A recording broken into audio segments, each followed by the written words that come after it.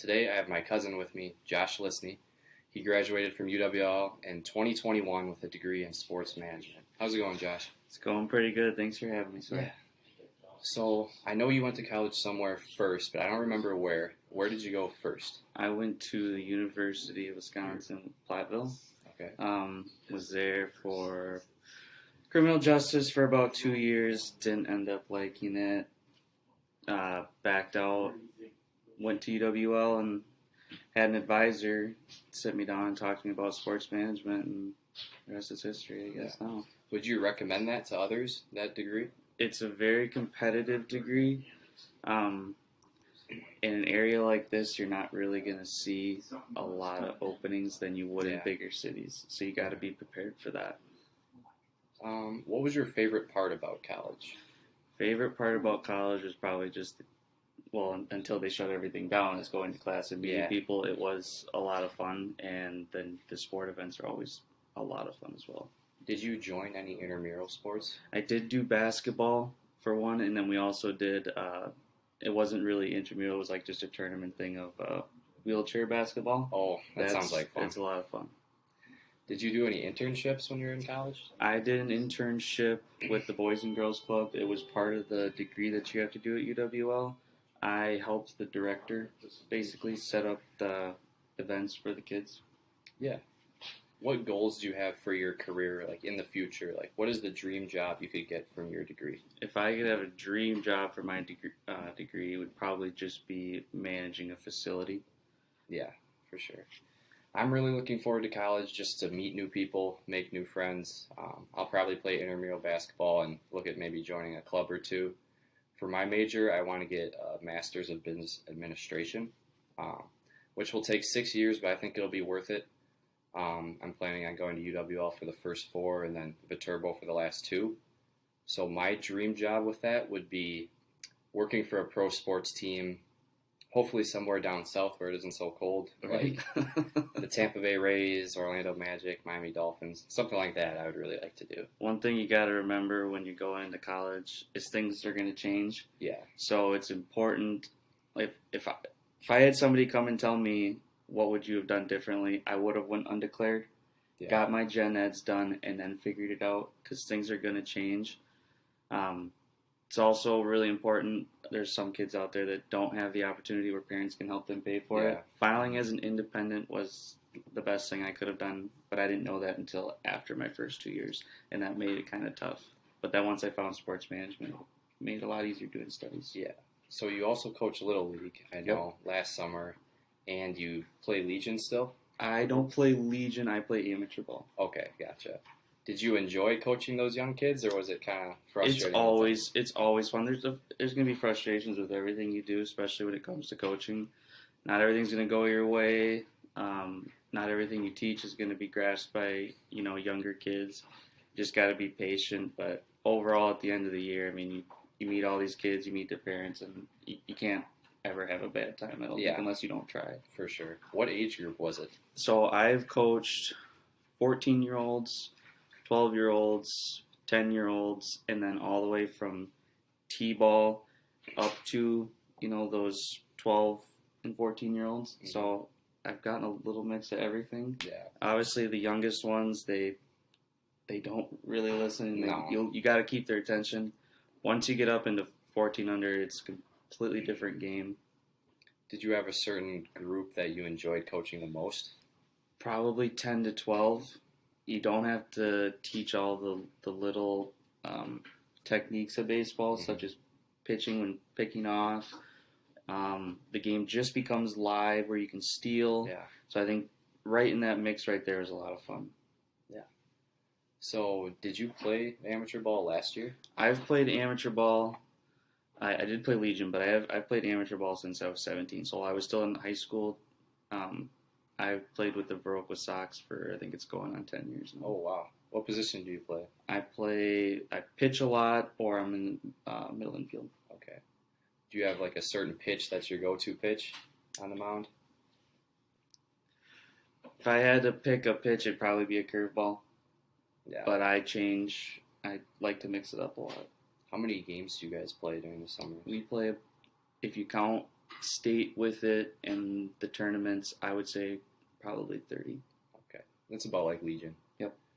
So if you had to pick one out of the two that you could only do one, which one would you pick? Coaching the Little Leaguers or playing amateur ball? Probably coaching. I mean, I love playing baseball, but I'm at this point now where you're an athlete now, but sports management, it's in college, one thing you got to realize is you're done being an athlete. Yeah. And it's that transition point. I still play baseball because I'm only going to be able to do it for so long. And I'm getting towards the end of that. And if I could just keep coaching, it's something I could do generations. Yes, forever. Mm-hmm. So I did help out with the baseball camp this summer for Onalaska Luther, which is where I went to school last year. There was lots of little kids, but I was surprised, like, the difference between their knowledge and how much they know. Like, one kid I was teaching how to turn a double play, and he was kind of arrogant, like, I already know how to do that, so why are you trying to tell me? And then another kid, during our scrimmage, I said, go play left field. And he's like, where's that? So I'm like, just go out there in the grass and turn left, basically. So it's just kind of fun to coach kids at that age. Right? Yeah. So now let's talk about fantasy football. Oh, boy. First, I want to talk about the trade we made earlier this year, and I'm still frustrated about it. It was Travis Etienne and Terry McLaurin for Cortland Sutton and Cordero Patterson. And at the time, I was kind of fed up with Travis Etienne just because James Robinson was the starter, and Etienne wasn't getting a lot of catches, no touchdowns, and like 5 single-digit games to start the season. Yeah. And Cortland Sutton was looking really good. He was like probably like a fringe. He was top 5 in yards for a wide receiver, like 5-6 games. Yeah, he was like a fringe wide receiver 1, and McLaurin wasn't really doing much. So I'm like, well, why not? It literally changed when the Washington Commanders put in Heineke. Yeah. He loves Terry. I saw that, and then I just figured, I'm like, Travis has got to get more touches later in the season. I buy him when he's low. Yeah. I figured I was giving up Cortland, and he could end up having a big year with Russell Wilson. That didn't pan out. And Cordero Patterson was just coming off an injury. Yeah. With ETN, I just thought, maybe not this year. Maybe it'll be in a year or two where he's really good. Yep. But apparently I was wrong because he had some huge games. I didn't try to fleece you. I promise. Yeah. And Sutton, I just figured, he didn't have many touchdowns, but I thought that offense was just going to get better and better over time. Yeah. Just never happened. Nope. Do you have any trades this year that you would regret that you did? I'm in another league. I didn't make the trade, but I almost did. I drafted Josh Jacobs in the 6th round. Yeah. And my friend had drafted Breece Hall. So I was like, well, I'll trade you Josh Jacobs for Breece Hall. But that ended up never finishing. And then Breece Hall ended up going down with, I think it was an ACL. Yeah, it was. Yeah. I tried to get Josh Jacobs early in the year from my dad, and I tried to give him Kirk Cousins. And that would have been an absolute disaster for him if he did that. So if you had to pick an MVP of your team this year in our league, who would you pick? I would probably pick Derrick Henry. I mean, he's 20. He's 29, I think. 28, going to be 29, and he's still a top pick. Still over 200 yards in some of those games. Whether he can keep it up, I don't know. If he does, I mean, he's still a top pick, and I won't be keeping him. I'm going to keep Travis Etienne. Thanks for that. I appreciate it. My MVP would for sure be Tyreek Hill because he had 6 games of 140 receiving yards or more. And you got me there because I was sitting back and forth between CeeDee Lamb and Tyreek Hill, and I thought Lamb is the number 1 there now. He's got to get the opportunities, and he did, but that first game, so many drops, and then Tyreek Hill just was Tyreek Hill. I was really hoping he was going to drop to me. I'm glad I got him. And also it was nice because I had Tua, and they had a lot of 50-plus yard touchdowns that got me a lot of points. What was your best waiver acquisition of the year? Oh, boy. Well, my team didn't end up doing too good, so was there really any good ones? I didn't hang on to him long, but if I would have held him, it would have been Garrett Wilson. Yeah. I grabbed him right away, and he because after one good game, and then it was just like they just couldn't figure out their quarterback situation. Zach Wilson wasn't doing that good, so then I ended up dropping him. But that would have been my best one. Seems like I usually have some good pickups, but I'm always a year too early. Like I picked up Nick Chubb his rookie year, Kamara his rookie year, then I didn't keep either of them. This year, my best pickup was Tua. Just like I said, I have Tyreek, and they had some 30-point plays based on their 50-plus yard touchdowns. But then it kind of backfired in the playoffs because he had his 4th concussion and then missed the playoffs. But he was really consistent, getting me 25 points a game. Well, it's crazy because you see all these top-tier quarterbacks, and they just don't have the weapons yet. The second they get a weapon, Josh Allen got Diggs, now with Tua, with Tyreek Hill. I mean, and then you got Kirk Cousins with Justin Jefferson. Jalen Hurts with A.J. Brown. Exactly. So, I mean, once they get that top-tier guy that pulls that defense, and it still gives them an elite talent to throw to, it completely upgrades these quarterbacks to QB1s. How many fantasy leagues are you in? I'm in normally 2. This year I was in 3. Okay. I was in 2. I started my own with some friends, but they didn't really put a whole lot of time into it. Just there was players on bye weeks, the whole season that were just in starting lineups, and I don't think I'm going to do it again. It just seems like if they don't have a good start to the season and they're not winning, they just give up. Yeah, for sure. Because the one league I'm in, though, it's a buy-in of $200, so it's on that teeter of gambling. So everybody tries throughout the entire year, so it makes it very interesting. Yeah, the team that won it in that Friends League I'm talking about, they had Russell Wilson as their quarterback. They were 7-7. They got into the playoffs, and they won because Mike Evans got him 52 points in the championship. Yeah. So didn't see that coming. Now let's talk about the Super Bowl. Before the playoffs, I picked the Chiefs to beat the Niners in the Super Bowl. I think I'm going to stick with the Chiefs just because I can't switch it now. But I definitely shouldn't have doubted the Eagles so much. Right. Did you have any predictions before the playoffs started? I thought it was Chiefs for sure and Cowboys. I figured that with the defense they had, but then Dak got hurt and it kind of sent them back. They still made it, but they just could not finish. But yeah, the Eagles, I think everybody slept on them. For a large part of the season, I also had Chiefs-Cowboys. But after the Cowboys lost to the Commanders 26-6, I just gave up on them. So if I had to predict for the game, I would probably say 30-26 Chiefs. If I had to predict it, I would say probably 27-21 Eagles. Okay, yeah. I know it's definitely going to be a close game. It has to be. Who would you pick for the Super Bowl MVP? Super Bowl MVP usually goes to quarterbacks. And if I'm taking the Eagles, I'd probably have to go with Jalen Hurts. Yeah. For me, I say either Patrick Mahomes or Chris Jones because Chris Jones looked incredible last week, and I think he was the best player on the field. I know he's also in the running for Defensive Player of the Year, so I could actually see him winning it. If you had to pick an under-the-radar player for an X factor in the game, who would you pick? Probably whoever's going to cover Travis Kelce. That's who's sitting there with their linebackers for the Eagles. I'm not sure who their linebacker, but that's the X factor right there. You stop Kelce, you slow down that offense. For sure. And I was gonna say for the Chiefs X factor, it would be a receiver that's not Travis Kelce. So if it's Juju or Kadarius Toney or MVS, they need to step up. And for the Eagles, I would probably say Kenneth Gainwell because he had 112 yards in divisional round. He had about 50 yards last week.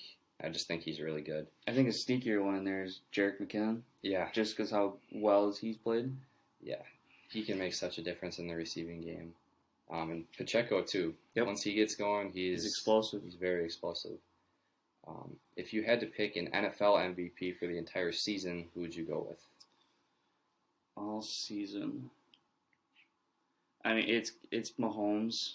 I mean, he's carried that team. That's his team. Yeah, he said Kelce. Defenses have played really good, but they got rid of Tyreek Hill. Nobody thought he was going to throw for over 5,000 yards, and he did. I know. So I think he deserves that. I saw he had the most combined passing and rushing yards in an entire season. It was 5,600 or something like that. If I had to pick, it's definitely between the two quarterbacks in the Super Bowl, but I'd actually go Hurts. Because last week he got his 15th rushing touchdown, which is most He all-time by a He has QB. improved a lot. And he was also very efficient as a passer. 22 touchdowns, only 6 picks.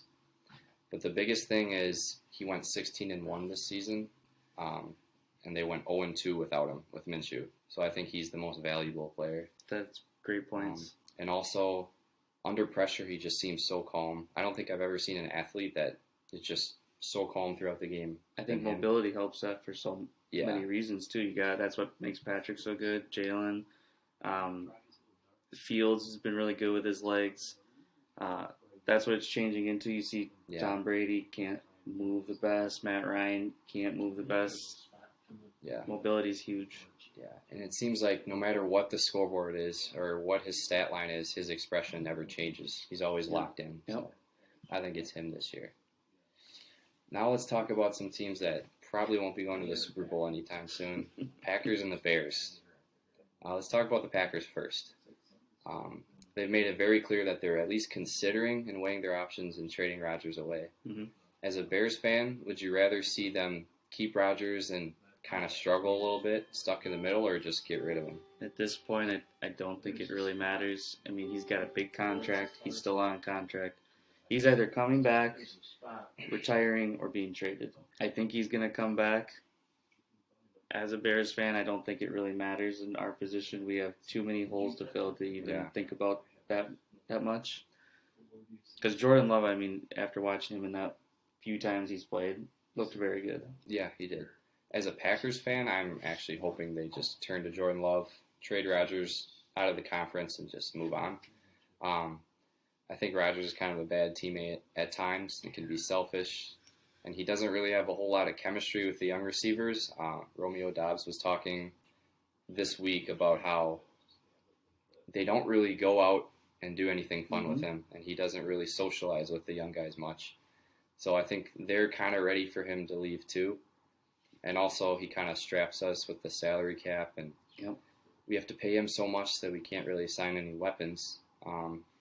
Jordan Love, when he did play against the Eagles this year, I know it was kind of garbage time, but he went 6 of 9 with 113 yards and a touchdown to Christian Watson. Mm-hmm.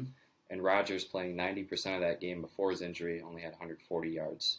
So I think he'll do a better job of just following the offense, not throwing it deep too much, and just handing the ball off and doing the right thing. Right.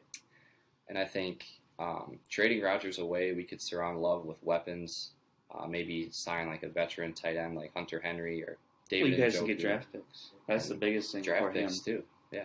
I think one thing I've always mentioned, even to your dad, was, can you imagine what their season would have been like if Christian Watson catches that opening pass? Yeah, against the for Vikings. Touchdowns. Yep. Yeah. I think he's got so much potential. I think he's got a couple Pro Bowls in his future, and I think just one more receiver like him, if they would just draft a first-round receiver this year. And Dobbs is pretty good too, so I think the future is pretty bright for that receiving core. Well, even then, I think Christian Watson and Romeo Doubs are good.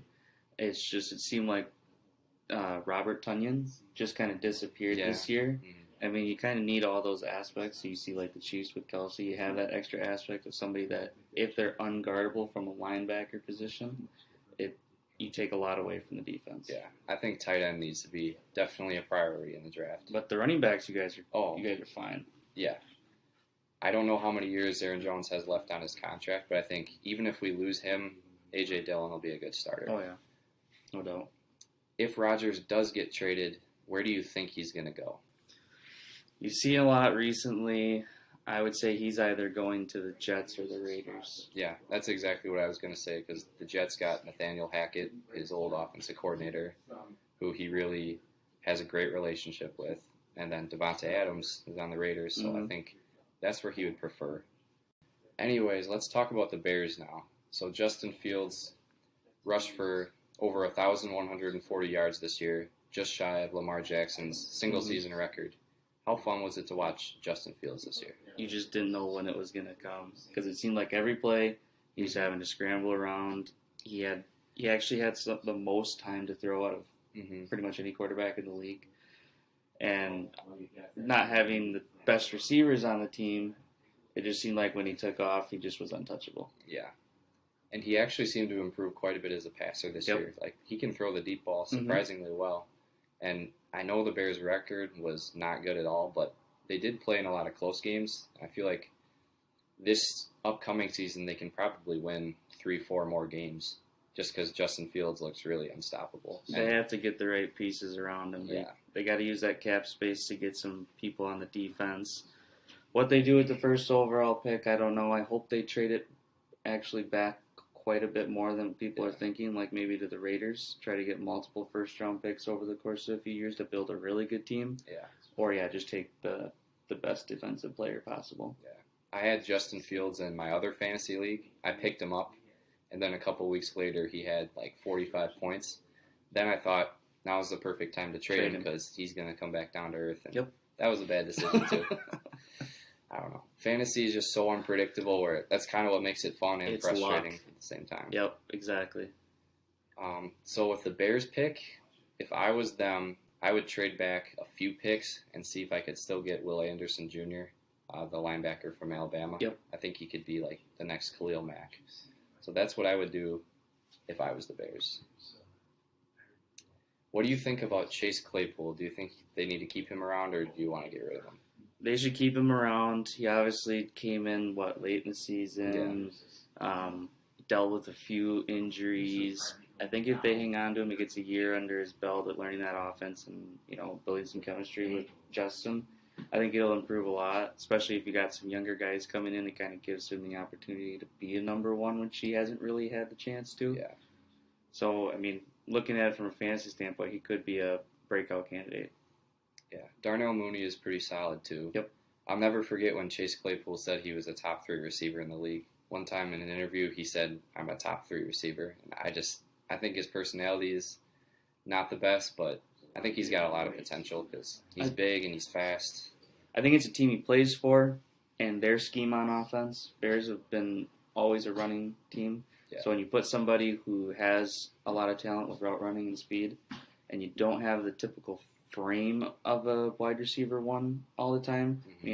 Antonio Brown proved that wrong, so he definitely has the ability to do it. I think the Packers and the Bears have kind of similar needs right now. Like, one would be weapons, especially pass-catching weapons on offense, and 2 would be just defense as a whole. I think both defenses really need to improve. I think the Packers' defense was really good this year. They didn't have the drive at the beginning of the year. They got blown out by the Vikings, and then later in the season they blow out the Vikings. So it didn't make sense. It was kind of weird this year, especially with fantasy. If you think about it, they started the season 3-1 and ended about the same, but they just lost like 6-7 in a row in the middle. I still don't really know what happened. They did have kind of a tough schedule, and a lot of those games they didn't lose by much. I know their passing defense is really good with Jair Alexander, Rasul Douglas, and some of those guys, but their run defense isn't the best, and they were trailing in a lot of games, so that's why they kind of got ran over. All right, before we finish, I'd like to transition to baseball for a little bit. And the Brewers we don't really need to talk about because it seems like they're trying to get worse. They were first in the division around the trade deadline, then they just got rid of Hader, their best player. I don't understand what they're doing there. But the Cubs, they lost Chris Bryant to the Rockies, Rizzo to the Yankees, and Contreras to the Cardinals. Sad day. But they did sign Dansby Swanson, Cody Bellinger, and Trey Mancini. So do you think they have a shot at the playoffs this year? I think they have a decent shot to win maybe their division. It just don't seem like the pitching is going to be all that strong because we only added a few relievers. We're still looking at Kyle Hendricks and Marcus Stroman as our top 2, and they're as good as number 2s probably for a pitching staff. So it's going to be trying to boast a good offense and defense in the field rather than our pitching and just keep games close. I think they can make a push, though. The Brewers, I think they'll always have a chance as long as they have Corbin Burns. I know MLB ranked him the number 1 pitcher going into next season. And Brandon Woodruff, too. I think pitching is really the most important thing for any team. But I think for the Cubs, same thing with the Brewers. They need Yelich to get much better. Cody Bellinger is a former MVP, and I think if he can get just half as good as he was. Yep. I think they'll be much better. Yeah, I'm really excited about it, especially with Dansby Swanson. Yeah. He's just done better and better with the Braves. And I saw a stat that if he were to play in the Cubs Stadium with the amount of hits and the hit tracks that they do, he'd have over 30 home runs. So I was pretty excited to see that, and I hope we see that come to fruition. Yeah, he's a great locker room guy, great on defense, and he's getting better and better each year at hitting. So I think this season the Cardinals are going to run away with the division, to be honest, just because they have Contreras now, they have Goldschmidt and Arenado. I think Brewers, Cubs, maybe even Pirates will be kind of stuck in the middle, and then the Reds won't be anywhere close. I am kind of interested to see how the Pirates will do, though, because they've had years of high draft picks and not very good, but I think sooner or later they're going to have to get better. Who was the rookie they just got last year? He was hurt at the beginning of the year, then he came in, big hitter. Oh, I know exactly who you're talking about, too. I remember just watching a video on Facebook, and they took off all the audience noise or lowered it down, and the sound of his bat. Oh, was it O'Neal Cruz? O'Neal Cruz, yep. Yeah, shortstop. Yep. I think he's going to be really good. Yeah, with a lot of those teams, like, with that many trades where they trade away their best players, like they got rid of McCutchen. He's actually back now, but you just get so many prospects, and I think this is how the Cubs won the World Series in 2016. Yep. Your farm system becomes so good, and eventually it's going to turn around. Yeah, I was just looking the other day to see if we had any big prospects coming up in the farm system, and Matt Mervis is coming up, and I guess he almost hit 40 home runs this past year. What position is he? I think he was first base. First base, okay. Yeah, I think baseball is so unpredictable. There's 162 games, and I think every year it's so unpredictable. Like, when the Nationals won the World Series, like 50 or 60 games in, they had a losing record. Mm-hmm. And I think the same thing with the Phillies this year. They had a losing record, and we're hovering around 500 for a long time. Well, you also have teams like, I think last year, the Mets and the Oakland A's who go on like a big win streak, and they look like they're built to go to the postseason, and then it just falls apart. I had the Mets winning the whole thing last year. With Scherzer they brought in, DeGrom. I know they got rid of Syndergaard, but with those pitchers and all their hitters, I thought you'd think they'd have a better opportunity. Did they make the playoffs? I think they might have lost. I think they first did, round. and they lost first round. Who do you think will win next year?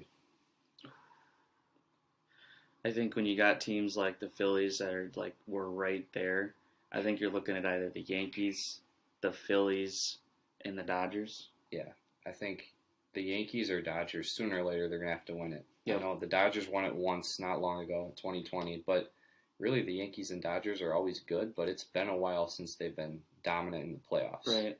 So I think it's got to be one of them sooner or later winning it. So this is one question I ask every guest at the end, just to help with marketing my podcast on social media. What is your favorite song? Oh, that's a big question. Actually, a song, it's not the newest song. It's by Smashing Pumpkins called Bullet with Butterfly Wings. Sounds what weird. What genre is that? It's rock music. Okay, gotcha. Well, thanks so much, Josh. You definitely know a lot about basketball, football, and baseball. So good luck with your future career path. Appreciate it. And if you ever want to do this again, I'd be up for it. All right, sounds good. Thanks for having me.